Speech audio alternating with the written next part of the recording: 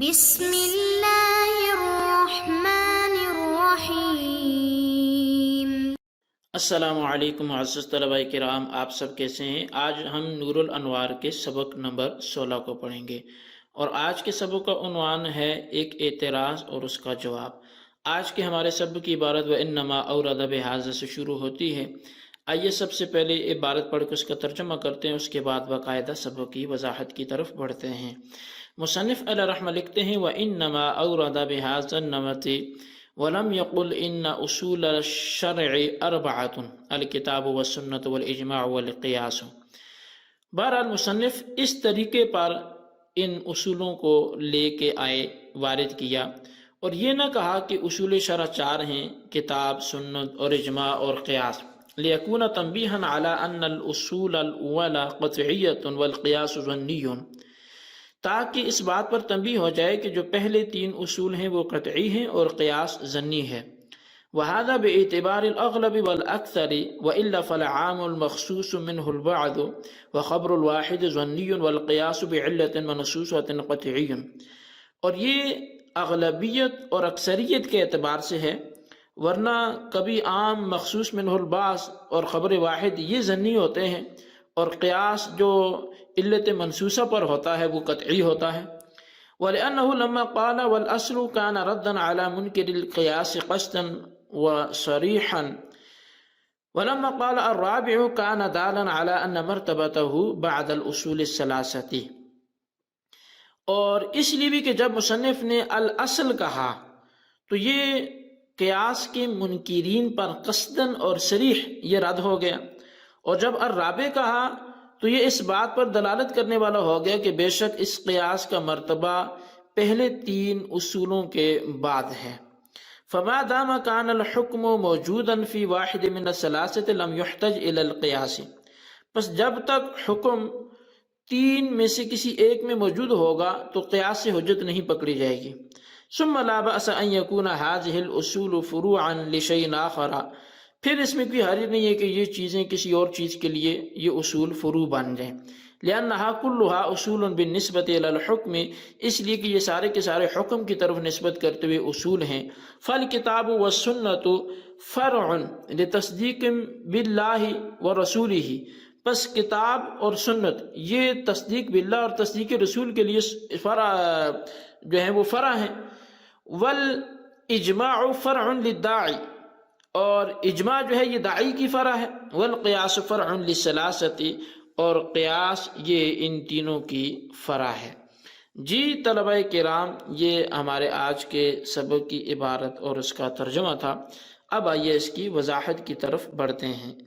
مصنف علیہ رحمہ نے یہاں پر جو شارح علیہ رحمہ یعنی صاحب نور الانوار مصنف علیہ رحمہ، اس عبارت میں دراصل وہ ایک اعتراض اور اس کا جواب ذکر کر رہے ہیں۔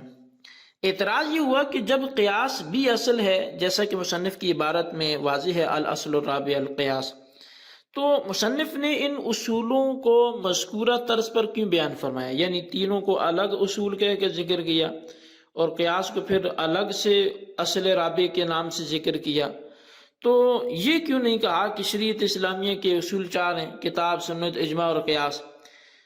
الگ الگ پہلے 3 ذکر کیے، پھر اصل رابع کے نام سے چوتھے کو ذکر کیا، تو اس کی وجہ کیا ہے؟ تو ملا جیون علیہ رحمہ نے اس کے 2 جوابات ذکر کیے ہیں۔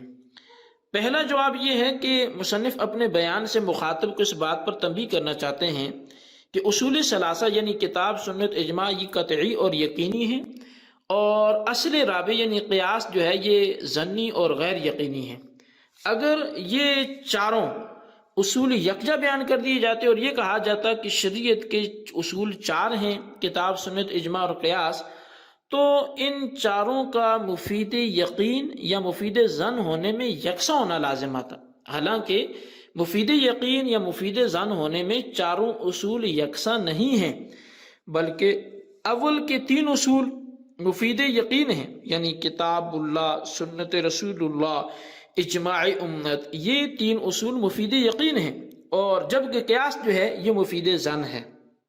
بس اس خاص مقصد کے پیش نظر ماتن نے مذکورہ طرز اختیار فرمایا۔ صاحب نور الانوار نے کہا کہ یہ واضح رہے کہ اصول ثلاثہ کا یقینی ہونا اور قیاس کا ظنی ہونا اغلب اور اکثر ہے، یعنی اکثر ایسا ہوتا ہے، ورنہ کبھی وہ عام جس سے بعض افراد کو خاص کر لیا جاتا ہو، جیسا کہ احل اللہ البیع وحرم الربا میں لفظ بیع لام جنس کی وجہ سے عام ہے، مگر باری تعالی نے اس سے ربا کو خاص کر لیا ہے، اور خبر واحد ظنی ہوتے ہیں، کیونکہ خبر واحد جتنی بے وہ ظنی ہے، اور وہ قیاس جس کی بنیاد علت منصوصہ پر ہو تو وہ قطعی اور یقینی ہوتا ہے، جیسا کہ پیچھے یہ بات بیان کی گئی کہ لواطت کی حرمت کو حالت حیض میں وطی کی حرمت پر قیاس کرنا، تو یہ علت ازا کی وجہ سے جو منصوص ہے، تو لہٰذا ایسا قیاس قطعی اور یقینی ہوتا ہے۔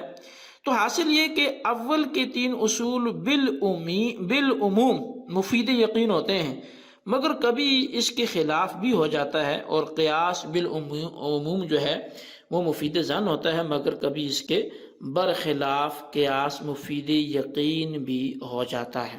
تو ایسا نہیں ہے کہ ہمیشہ ہی قیاس ظنی رہے اور جو دیگر اصول ثلاثہ ہیں وہ قطعی رہیں۔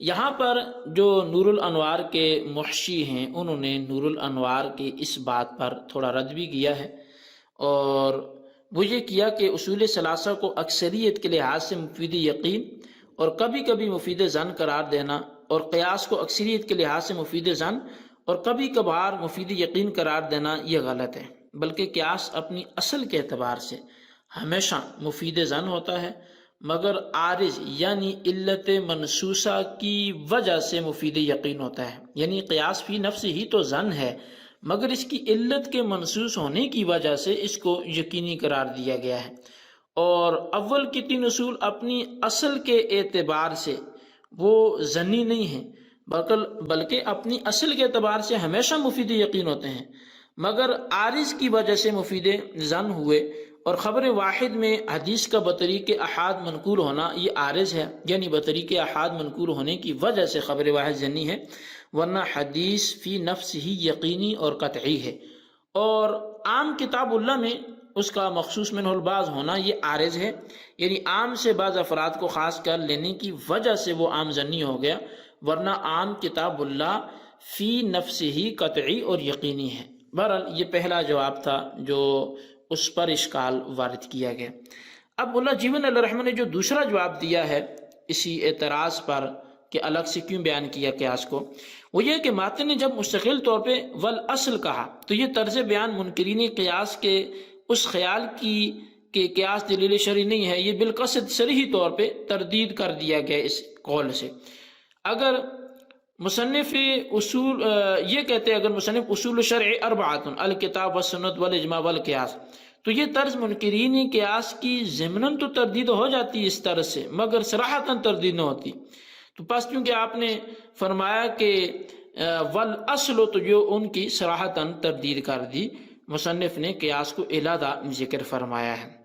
اچھا، جب مصنف نے الرابع کہا تو اس سے یہ بات معلوم ہوگی کہ قیاس کے مرتبہ اصول ثلاثہ مذکورہ کے بعد ہے، چنانچہ جب تک کوئی حکم اصول ثلاثہ میں سے کسی ایک میں موجود ہوگا اس وقت تک قیاس کی طرف رجوع نہیں کیا جائے گا۔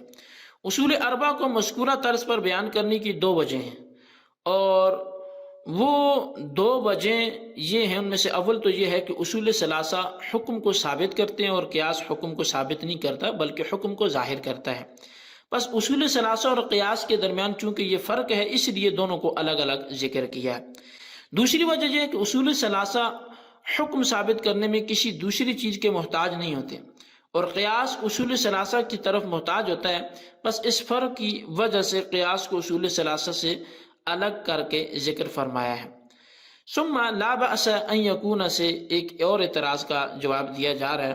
اعتراض یہ ہے کہ کتاب، سنت، اجماع اور قیاس پر اصول کا اطلاق کرنا درست نہیں ہے، کیونکہ ان میں سے ہر ایک دوسری چیز کی فرع ہے۔ چنانچہ کتاب اللہ جو ہے کتاب اللہ کی فرع ہے، یعنی اللہ کے وجود کے بغیر کتاب اللہ کا وجود نہ ہوتا، بس اللہ اصل اور کتاب اس کی فرع ہوئی۔ سنت رسول کی فرع ہے، یعنی اگر رسول موجود نہ ہوتا تو سنت اور حدیث کا وجود بھی نہ ہوتا، پس رسول اصل اور سنت اس کی فرع ہوئی.